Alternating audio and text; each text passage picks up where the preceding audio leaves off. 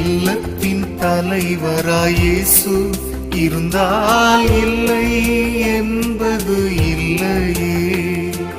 இல்லத்தின் தலைவராய் இயேசு இருந்தால் இல்லை என்பது இல்லையே.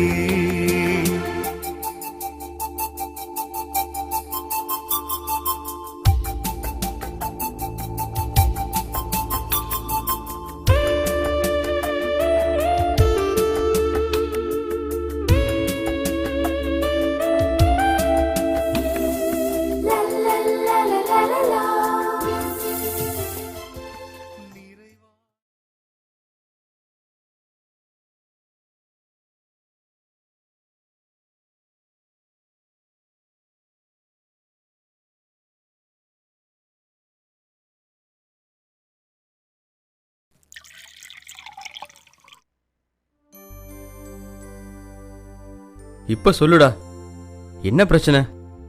ஒரு பிரச்சனை தான்டா.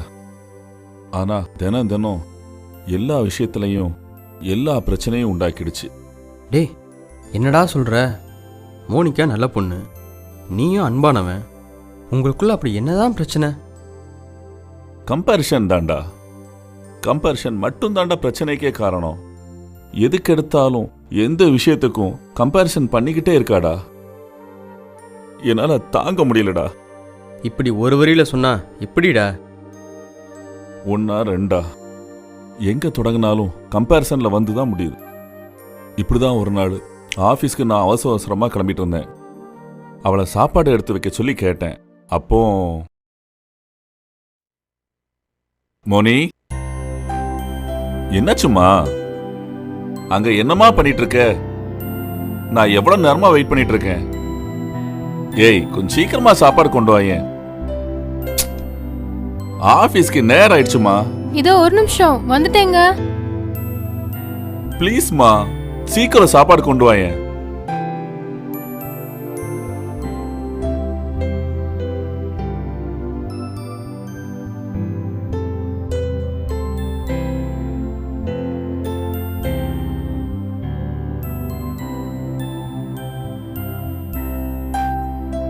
கொஞ்சம் சாம்பார் ஊத்தேன்.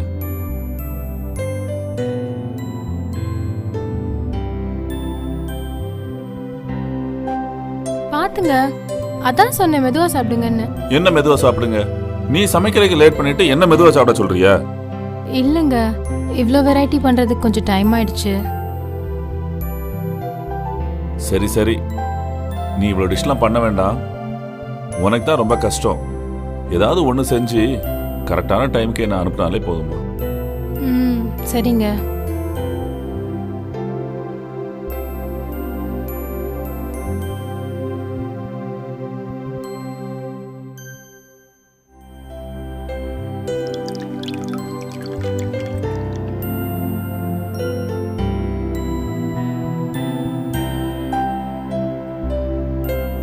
என்னங்க, நம்ம கல்யாணம் இத்தனை நாள் ஆச்சு.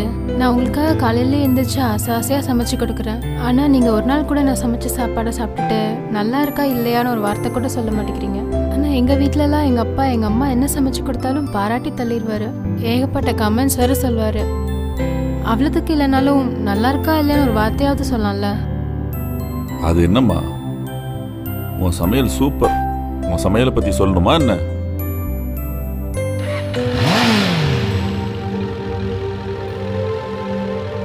என் ஃப்ரெண்ட்ஸ் எல்லாம் அவங்க ஹஸ்பண்ட் அவங்க சமையலை அப்படி பாராட்டினாங்க, இப்படி பாராட்டினாங்க, கிஃப்ட் எல்லாம் வாங்கி கொடுத்தாங்கன்னு வாட்ஸ்அப் குரூப்ல போடும்போது என் புருஷனும் அதே மாதிரி இருக்கணும்னு எனக்கு மட்டும் ஆசை இருக்காதா? ச்சே.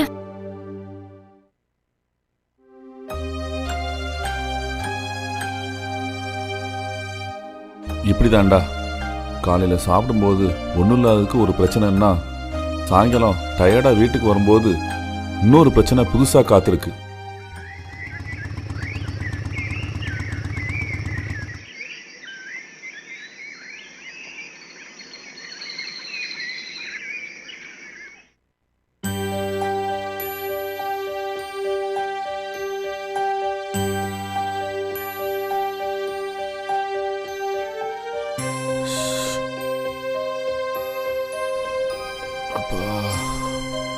மோனி, தலைவலியா இருக்கு. உங்க காஃபி போட்டு கொடுமா. இருங்க, இன்னும் கொஞ்ச நேரத்தில் அட்வர்டைஸ்மெண்ட் போட்டுருவான், அப்புறம் போட்டு தரேன். காஃபி கூட வேண்டாம்மா, கொஞ்சம் தண்ணியாவது கொடு ப்ளீஸ். உள்ளதான் இருக்கு, போய் எடுத்து குடிச்சுக்கோங்களேன்.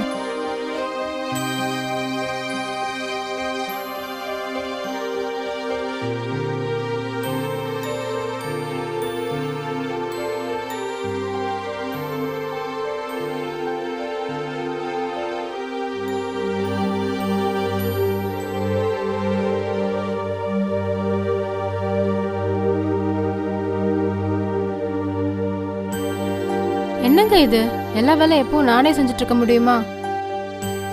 பக்கத்து வீட்டு ரோசி அக்கா சாயங்காலம் ஆனா ஜிம்முக்கு போறாங்க. அவங்க ஹஸ்பண்ட் வந்து ஈவினிங் சாவி வாங்கிட்டு போறாங்க. இன்னைக்கு அக்கா வந்தாங்க, அவங்க சொல்றது கேட்டு எனக்கே கொஞ்சம் பொறாமையாயிடுச்சு. வேலைக்கு போயிட்டு எவ்வளோ டயர்டா வந்தாலும் காஃபி போட்டு குடிச்சிட்டு அவங்களுக்கும் ஃப்ளாஸ்க்ல காஃபி ஊற்றி வச்சிருவாங்களாமா. உங்களால கொஞ்ச நேரம் பொறுக்க முடியாதா? ஏன் இப்படி என்ன படுத்துறீங்க?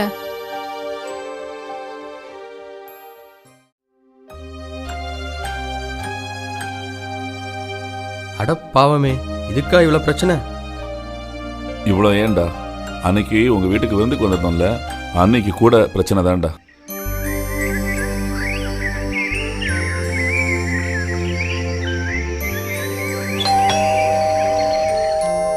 வாங்கண்ணா, எப்படி இருக்கீங்க? நல்லா இருக்கோம்மா. வா மோனி. என்னடா ரெண்டு பேரும் எப்படி இருக்கீங்க? எனக்கு என்ன குறைச்சல், சௌக்கியமா இருக்கேன்.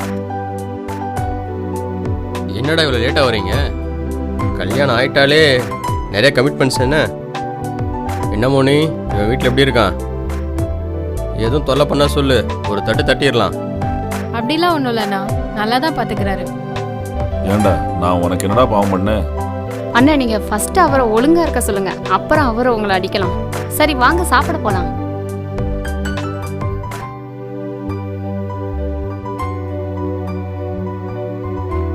நீயும் உட்காருமா, செல்ஃப் சர்வ் பண்ணிக்கலாம். அப்போ தானே அவங்களும் கம்ஃபர்டபுளாக ஃபீல் பண்ணுவாங்க. சரிங்க. டேய், இங்க பக்கத்துல ஒரு சில்ட்ரன்ஸ் பார்க் ஒன்று இருக்குல்ல? ஆமாடா, இங்கே வாக்கபிள் டிஸ்டன்ஸில் தான் இருக்கு. ஏன் கேட்குற? ஒன்றும் இல்லைடா, சண்டே மட்டும்தான் லீவு. அன்னைக்கும் வீட்டில் ரெஸ்ட் எடுக்க தான் தோணும். நானும் எங்கேயும் வெளியில் போனதே இல்லை. இப்போ தான் வீக் டேல லீவ் கிடச்சிருக்கு. அதான் கொஞ்சம் வெளியில் போகலாமேன்னு பார்க்கில் கொஞ்சம் டைம் ஸ்பெண்ட் பண்ணலான்னு பார்த்தேன். குட் ஐடியாடா. பக்கத்தில் தான் ஒரு பார்க் இருக்கு, சாப்பிட்டு முடிச்சு நம்ம போகலாம். ஆ சரிடா. ஏய், இங்கே வந்தாவது ஃபோனை கீழே வைடா. அந்த மொபைலில் சைலண்டில் போட்டுட்டு உன் ஒய்ஃப் கூட பேசலாம்ல. டேய், ஆஃபீஸ்லேருந்து ரொம்ப இம்பார்ட்டன்ட் கால்டா, அவாய்டெலாம் பண்ண முடியாது. நீங்கள் பேசிட்டுருங்க, நான் இதோ வந்துடுறேன். ஹலோ. விடுங்கண்ணா, அவர் எப்பவுமே அப்படிதான், பேசிட்டு வரட்டும். என்னங்க, வாங்க நம்ம அப்படியே ஒரு வாக் போயிட்டு வரலாம். சரிம்மா, வா நம்ம போகலாம்.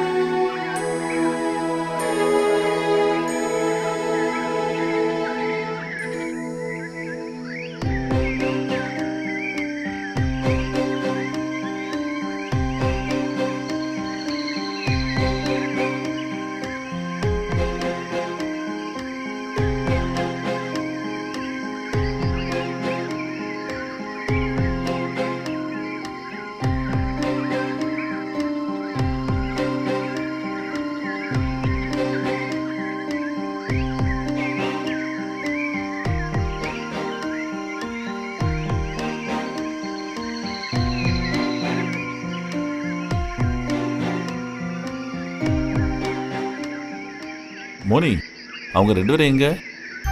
அவங்க ரெண்டு பேரும் அப்படியே ஒரு வாக் போயிருக்காங்க. அவங்க என்ன அவங்கள மாதிரியா?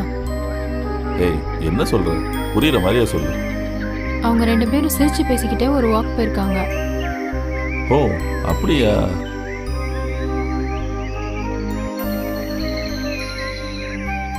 ஹேய், என்னாச்சு அப்படி பாக்குற? எப்ப பாரு ஆஃபீஸ் ஒர்க்கு. வீட்டுக்கு வந்தா டயர்டா இருக்குன்னு படுத்து தூங்க வேண்டியது. ஏங்க நீங்க எப்படி இருக்கீங்க? அவங்கள பாருங்க, எவ்வளவு ஜாலியா இருக்காங்கன்னு. Moni, please stop it. முதல்ல எதுக்கு எடுத்தாலும் இப்படி கம்பேரிசன் பண்ற வேலையை வச்சுக்கிட்டாரு. நாமளும் கல்யாணம் முடிஞ்சதுக்கு அப்புறம் ஃபாரின் டூர்லாம் போனோம்ல, 3 வாரம் ஆஃபீஸை பத்தியே நான் நினைக்கிறேன். தெரியுங்களா உனக்கு? முடியல, என்னால வலிக்குது. தினம் ஒவ்வொருத்தரை பார்க்கும்போதும் உங்களை நினைச்சு எனக்கு கோவம் தான் வருது.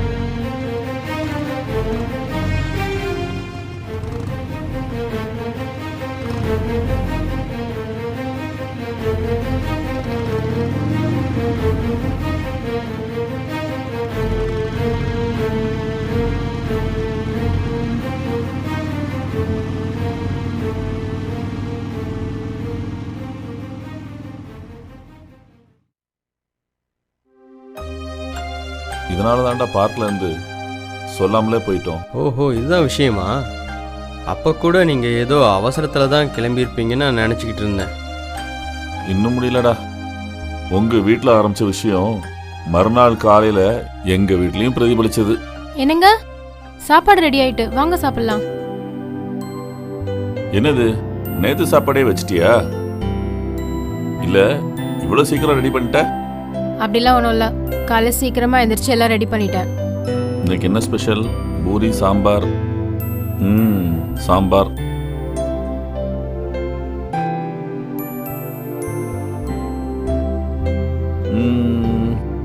சாம்பார்ல கொஞ்சம் உப்பு அதிகமா இருக்கு. இருந்தாலும் பரவாயில்ல, நீ அவசரத்துல செஞ்சிருப்ப, நான் அட்ஜஸ்ட் பண்ணிக்கிறேன்.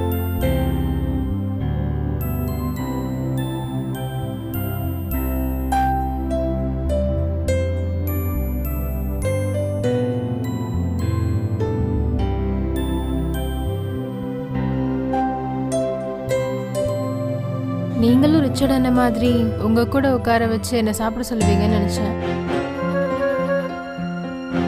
Moni, it's too much. எனக்கு இப்போ உன் கூட சண்டை போடுறதுக்கெல்லாம் டைம் இல்லை. ஆஃபீஸ்க்கு நேரமாச்சு. I will call you later.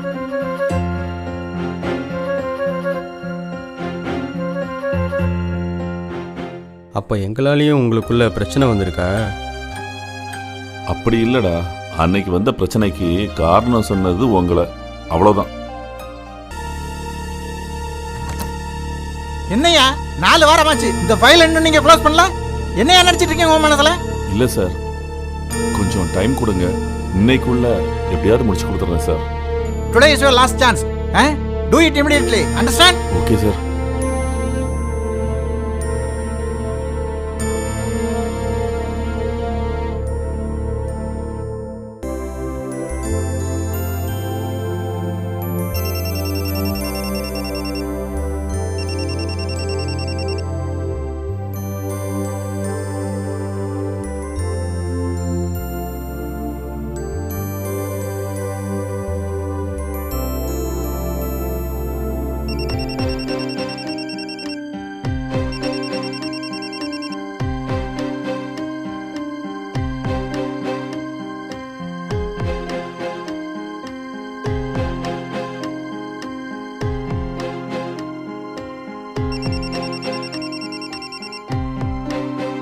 Hello, என்ன விஷயம்?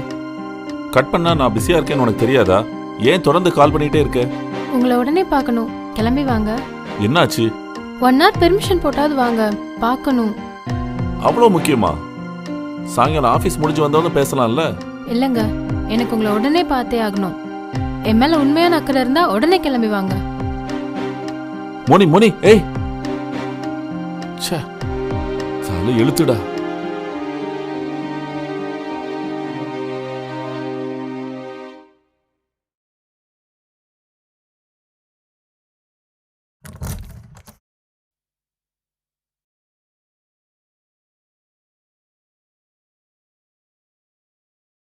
சார், என்ன ஒர்க்கை முடிச்சிட்டிங்களா? இல்லை சார், என் ஒய்ஃபுக்கு ஏதோ ப்ராப்ளம் போல இருக்கு. ஒரு 1 hour பெர்மிஷன் கொடுத்தீங்கன்னா என் வீட்டு வரைக்கும் போயிட்டு வந்துடுவேன். என்னையா என்ன பேசுறீங்க? ஏதோ வீராப்பா பேசுறீங்க, வேலையை முடிச்சிட வீட்டுக்கு போவேன்னு. இப்போ என்னடா நான் ஒய்ஃபுக்கு உடம்பு சரியில்லை 1 hour பெர்மிஷன் கொண்டு வந்து நிற்கிறீங்க? ஏன்யா ஏன் என் உயிரை வந்து வாங்குறீங்க? வேலையை முடிக்க வேண்டியதானேயா? ப்ளீஸ் சார், ஒரு 1 hour மட்டும் பெர்மிஷன் கொடுங்க. நான் போயிட்டு வந்து கண்டிப்பாக அந்த வேலையை முடிச்சு கொடுத்து தான் சார் போவேன். 1 hour தான். ஒன்லி 1 hour வந்து வேலையை முடிச்சு கொடுத்துட்டு எவ்வளவு நேரம் ஆனாலும் சரி அதுக்கப்புறம் தான் வீட்டுக்கு போகணும். Okay okay sir. Leave man. அப்படி என்னடா தலை போகிற அவசரம்? அதை கேட்டா நீயே டென்ஷன் ஆயிருவ. ஹேய், என்ன மோனி, என்னாச்சு? எதுக்கு இவ்வளோ அவசரமா வர சொன்ன? சும்மா பேசதா? விளையாடாத மோனி, எதுக்கு வர சொன்ன? என்ன நீங்க ஆசையா பேசலான்னு கூப்பிட்டா அப்படி கோவப்படுறீங்க? சரி, இன்னைக்கு மதியம் சாப்பாடு எப்படி இருந்துச்சு? நல்லா இருந்துச்சா? நீங்க சாப்பிட்டீங்களா? நல்லா சாப்பிட்டேன், சூப்பரா இருந்தது. போதுமா? சரி, அப்போ எனக்கு ஏதாவது கிஃப்ட் வாங்கி கொடுங்க. எதுக்கு கிஃப்ட்? ஏய், இதுக்கெல்லாம் கிஃப்ட் வாங்கி கொடுப்பாங்களா? சரி, இப்போ எங்கேயாச்சும் வெளியே கூட்டிட்டு போங்க. ஏன்? பக்கத்து வீட்டு ரோசி அக்கா சூப்பரா சமைச்சாங்கன்னு அவங்க ஹஸ்பண்ட் வெளியே கூட்டிட்டு போறாங்க தெரியுமா? அது மாதிரி நீங்களும் எங்கேயாச்சும் கூட்டிட்டு போங்க. ஏய், ஆபீஸ்ல எவ்வளவு வேலை இருக்கு தெரியுமா? இந்த 1 hour பெர்மிஷன் வாங்குறக்கே மேனேஜர்ட்ட எவ்வளவு கெஞ்ச வேண்டியிருக்கு தெரியுமா? ஏய், உங்க அப்பாவா அந்த ஆபீஸ் வச்சு நடத்திட்டு இருக்காரு, எப்ப பார்த்து லீவ் தர்றதுக்கு? என்னங்க நீங்க எப்படி கோவப்படுறீங்க? எங்க வீட்டு ஆம்பளைங்க யாரும் ஒரு நாள் கூட பொம்பளைங்க கிட்ட சத்தமா கூட பேச மாட்டாங்க தெரியுமா? போதும், நிறுத்து. எப்பதான் நிறுத்த போற இந்த கம்பேரிசனை? எதுக்கு எடுத்தாலும் கம்பேர் பண்றதே உனக்கு வேலையா போச்சு. வெளியில போய் ஏதாவது ஆசையா உனக்கு வாங்கி கொடுத்தா கூட மத்தவங்க எல்லாம் அவங்க வைஃபுக்கு சூப்பரா செலக்ட் பண்றாங்க, நீங்க ஒழுங்கா செலக்ட் பண்றது இல்ல, நீ என்ன பார்த்து சொல்ற? வெளியே எங்கேயாவது போகும்போது கூட அந்த ஜோடியை பாருங்க, அவங்க எப்படி கையை கோத்துட்டு போறாங்க. ஆனா நீங்க, நான் உங்க கையை பிடிச்சா கூட என் கையை நழுவ விட்டுட்டு போறீங்கன்னு சொல்ற. இப்படி எதுக்கு எடுத்தாலும் கம்பேர் பண்றதே உனக்கு வேலையா போச்சு. என்ன சாகடிக்கிற நீ. போதும், இதுக்கு மேல என்னால தாங்க முடியாது. எதுக்கு எடுத்தாலும் கம்பேர் பண்ணிக்கிட்டே இருக்க. ஏன்டா கல்யாணம் பண்ணேன்னு ஆயிப்போச்சு.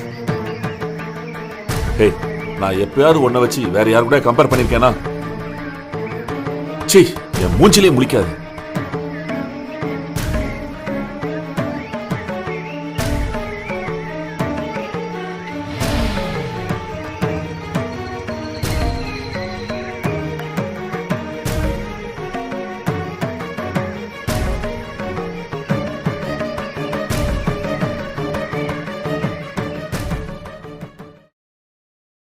இதுதாண்டா நடந்துச்சு.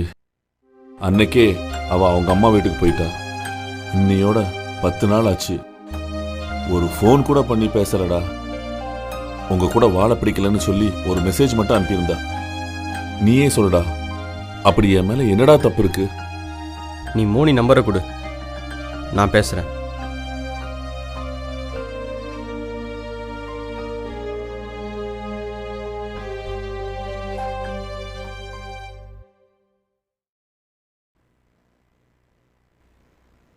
ஹலோ ஹலோ மோனி, உடனே நீ கொஞ்சம் சிஎஃப்சிக்கு வாமா. என்னண்ணா, அவரை பத்தி ஏதாவது பேசணும்னா நான் வரமாட்டேன். மோனி, முதல்ல வா, அப்புறம் பார்த்துக்கலாம். சரிண்ணா, நீங்க கூப்பிடுறதுனால வரேன். என்னடா சொன்னா? இதை வாரன்னு சொல்லியிருக்காடா.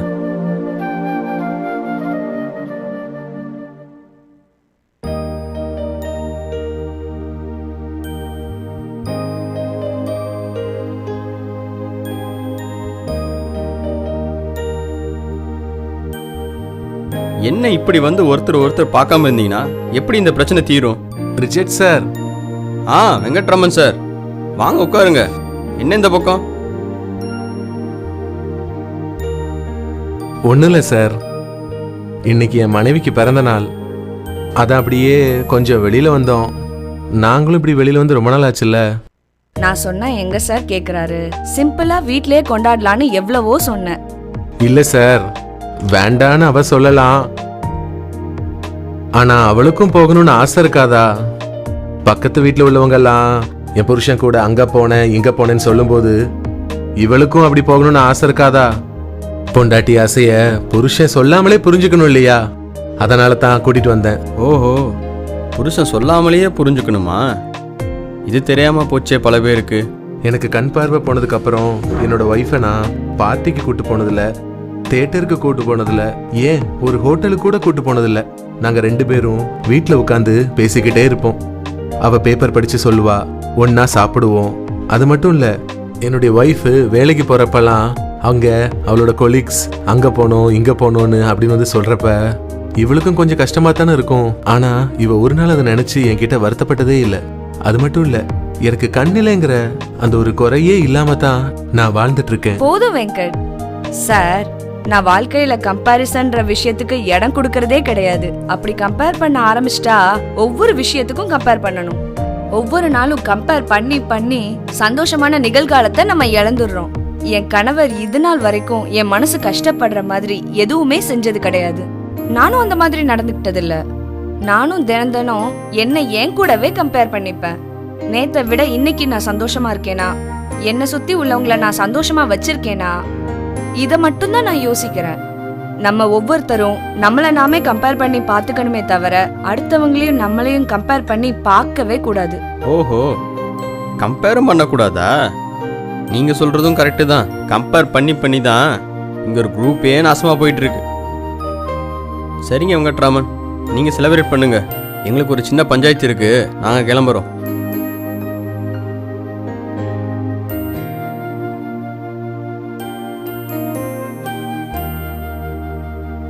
சரி வெங்கட், என்ன சாப்பிடலாம்?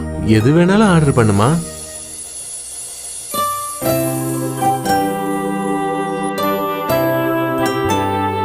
ஒவ்வொரு நாளும் கம்பேர் பண்ணி பண்ணி சந்தோஷமான நிகழ்காலத்தை நம்ம இழந்துடுறோம். பொண்டாட்டி ஆசைய புருஷன் சொல்லாமலே புரிஞ்சுக்கணும் இல்லையா?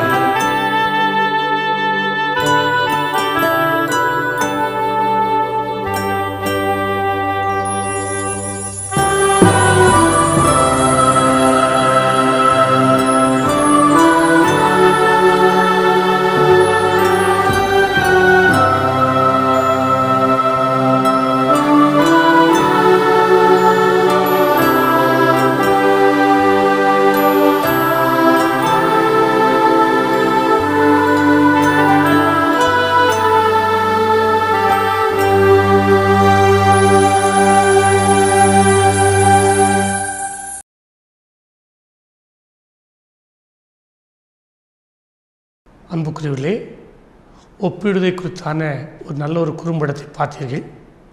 இந்த ஒப்பிடுவதனாலே அநேக குடும்பங்கள் பிரிந்து போயிருக்கின்றன. பலவிதமான பிரச்சனையோடு கூட நீங்கள் வாழ்ந்து கொண்டிருக்கலாம். இந்த நாளிலேயும் மதிப்புக்குரிய திருநெல்வேலி திருமண்டல பேராயர் அவர்கள் நம்மோடு இதை குறித்து பகிர்ந்து கொள்ளும்படியாக வந்துட்டார்கள். ஐயா, இந்த நாட்களில் அநேக குடும்பங்களில் ஒப்பிடுவதனால மற்றவங்களை சரி செய்து கொள்ளலாம்னு நினைக்கிறாங்க. அப்படி ஒப்பிடுவது சரிதானா? அப்படி ஒப்பிடுவதனாலே மற்றவர்களை திருத்த முடியுமா என்பதை குறித்து நீங்கள் விளக்கம் கொடுத்தால் பயனுள்ளதாக இருக்கும். பொதுவாக ஒப்பிட்டுக்கிட்டே இருக்கிறோம். அது ஒரு நடைமுறையில் இருக்குது, சகஜமாக இருக்குது. ஆனால் எதற்காக ஒப்பிடுகிறோம், எந்த மனநிலையோடு ஒப்பிடுகிறோம் அப்படின்றது ரொம்ப தேவை. நாம் அடுத்தவரிடத்தில் ஒரு நல்லதை எதிர்பார்த்து ஒப்பிடுவது அல்லது அவர்களை பார்த்து கற்றுக்கொள்ள வேண்டும் என்று நினைப்பது தவறில்லை. ஆனால் அடுத்தவர்களைப் போல இல்லை. கடவுள் ஒவ்வொரு மனிதனையும் தனித்தன்மையோடு கூட படைத்திருக்கிறார். இப்போ நீங்கள் பாருங்களேன், ஒரு மனிதராவது இன்னொரு மனிதர் மேலே இருக்கிறாங்களா? ஒருவருடைய சத்தம், குரல் இன்னொருவருடைய குரலை போன்று இருப்பதில்லை. கடவுள் வினோதமாக படைத்திருக்கிறார். ஆகவே இந்த வேறுபடுதலையும் கொண்டாட வேண்டும். அவ்விதமாக நாம் இதை சிந்தனை செய்து முயற்சி செய்து கொண்டோம் என்றால் அது பெரிய ஆசீர்வாதம், மகிழ்ச்சியாக இருக்கும். இல்லை அவர்களை போல நான் இல்லையே அப்படின்னு நினைப்பது தவறு. உனக்குள்ளேயே அவர்களிடத்தில் இல்லாத எத்தனையோ மேன்மையான காரியம் இருக்கிறது என்பதை உணர்ந்து கொள்ள வேண்டும். கணவனோ மனைவியோ மற்றவர்களை திருத்துவதற்காக அவர்களை மற்றவரோடு ஒப்பிடாமல் எப்படி சரி செய்வது? மற்றவர்கள் இருக்கிற குணநலங்கள் ஒருவேளை உங்களுடைய கணவன் மனைவிக்கு ஒருத்தருடைய கணவன் மனைவிக்கு வரலாம் என்று நினைக்கலாம். ஆனால் ஒப்பிடுவது தவறு என்று நினைப்பதனாலே எப்படி சரி செய்து விடலாம்? பொதுவாக ஒரு தம்பதியினரை நாம் வாழ்த்தும் பொழுது அல்லது திருமணமானவுடனே வாழ்த்துகின்றோம். மற்றவர்களுக்கு முன்பதாக சிறந்த வாழ்க்கை வாழ வேண்டும், ஒரு முன்மாதிரியான வாழ்க்கை உங்களிடத்தில் இருக்க வேண்டும் என்று வாழ்த்துகிறோம். அது என்னென்னா நீங்கள் சிறப்பாக இருக்கணும் அப்படின்னு சொல்கிறோம். அப்போ சிறப்பாக இருப்பது என்ன? மற்றவர்களை பார்த்து தீமைகளெல்லாம் அகற்ற வேண்டும், நன்மையெல்லாம் நாம் போற்ற வேண்டும். அந்த உயர்ந்த பண்பும் உள்ளமும் நமக்கு கிடைக்கட்டும். நல்ல ஒரு தகவல்களை அன்புக்குரிய பிறர்கள் நமக்கு வழங்கினார்கள். அவளுக்கு நன்றியை தெரிவித்துக் கொள்கிறேன். For contact, Reverend B. Stephen Muller, Director, DTDA Department of Counseling, CSI Tirunelveli Diocese, Centenary Hall Campus, Palayam Kodrai, Tirunelveli. Phone 0462 2581 282.